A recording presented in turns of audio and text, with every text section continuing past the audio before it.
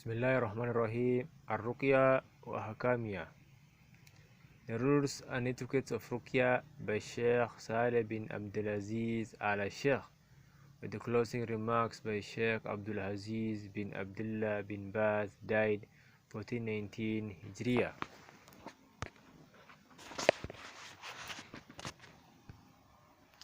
In the wording found in the narration of Imam Muslim, it states, لا يرقون ولا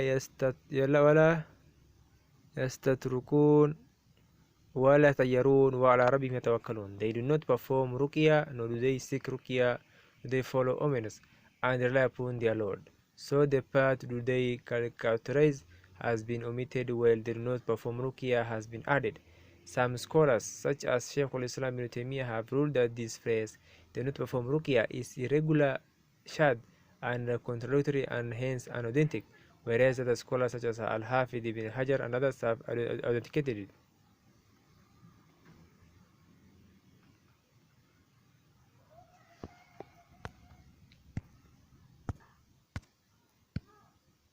So negating ruqyah here, they do not perform ruqyah nor do they seek ruqyah, will mean that anyone who performs ruqyah will not fall into the 70,000 people that will enter paradise without reckoning or punishment.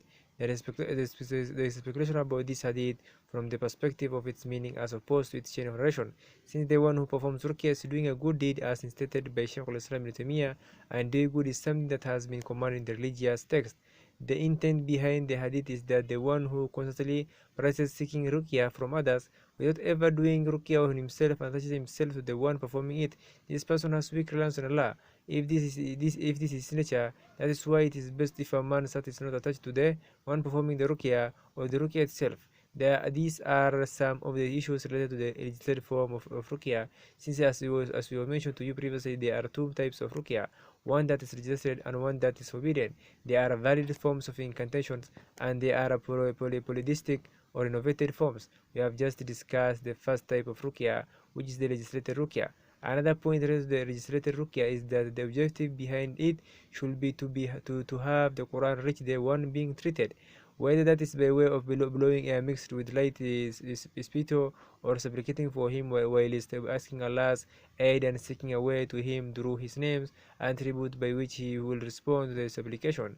Ruqyah can either be done by blowing air mixed with light spittle, by spitting, or by something less than these two.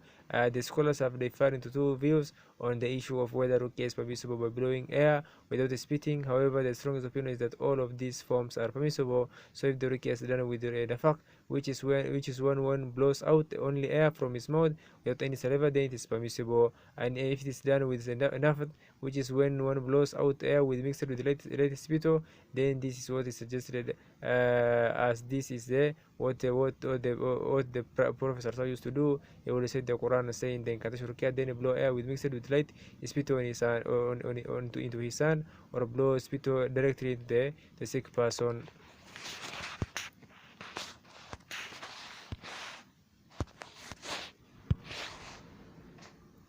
Ruqyah can also be done with something greater than nafat, which is full. Nafat is when someone emits a little bit of saliva along with air, whereas tuful is spitting. So this means that one should recite Surat Fatiha, and upon completing it, he should blow out mixed with some saliva. This is known as nafat, or he can spit, which is when one blows out more saliva than in nafat. This is known as tufi.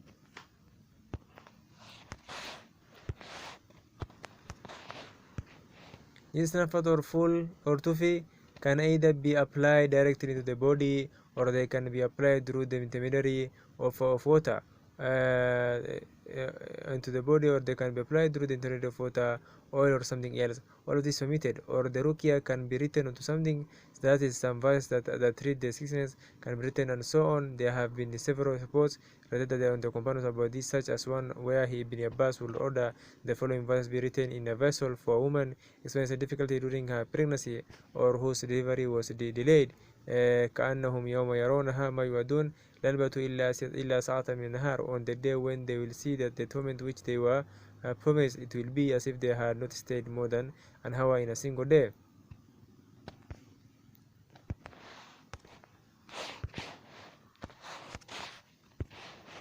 كأنهم يوم يرون لم يلبثوا, as well as the other verses. The other verse, كأنهم يوم يرونها لم يلبثوا إلا عشان ضحاها, the day they see it, will be as if they had not tarried in this world except an afternoon or a morning. Surah An-Naziyat 46. Afterwards, the woman that was experiencing delayed delivery or difficulty during her pregnancy will drink from this vessel and pour the rest of the water in it over her chest and some of her stomach.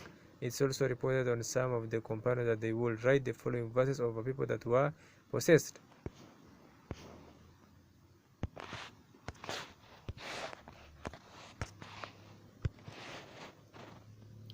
It's also reported on some of the companions that they would write the following verse over people that were possessed. فأصابها إيسار فيه نار فاحترقت. Then it is struck with a fiery whirlwind, so that it is burned. Surah Al-Baqarah 266.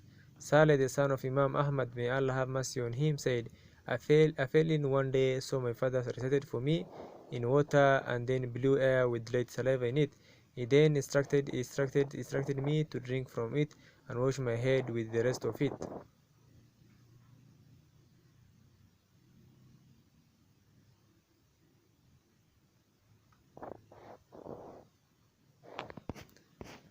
Abdullah, the son of Imam Ahmad, also reported something similar on the possibility of this. The point behind all of this is that the conveyance of water is actually the conveyance of the recitation. Ruqyah is conveyed by blowing, breathing, or emitting saliva into water, which the sick person then drinks or pours over himself. There is no harm in this due to the fact that the Salaf did it and he was not condemned, and also because he has a basis in the Sunnah. However, the more direct the Ruqyah is, the better and stronger its effect will be. This is why our grandfather, Sheikh Muhammad bin Ibrahim, may Allah have mercy on him, said, the lesser the time span is, the more effective the cure will be. This means that if one were to recite upon water, it will be more direct. If he were to blow oil with saliva or to spit, the more direct the ruqyah is, the more efficient its potency. So the less intermediaries there are, the stronger its effect will be as well. When a person performs ruqyah on himself, there exists no intermediaries other than himself. Other intermediary, however, in the case where a person recites ruqyah upon someone else, there is now a second intermediary. And if he blows air mixed with saliva into the water and the patient drinks and washes himself with it, he is considered a third intermediary. Or if he writes the ruqyah in a bowl and washes it with saffron and so on, then drinks from it, this is also considered a third intermediary. Each time there is intermediary present, the effect becomes weaker. This is why the most superior form of it is that which has been authentically reported in the Sunnah, which is a person reciting the Quran directly upon himself or someone is reciting upon him. These are the most effective. Then they are followed by reciting in water and then by writing the ruqyah on paper and dissolving it in water. This is permissible. However, it's not something that the Salaf will do.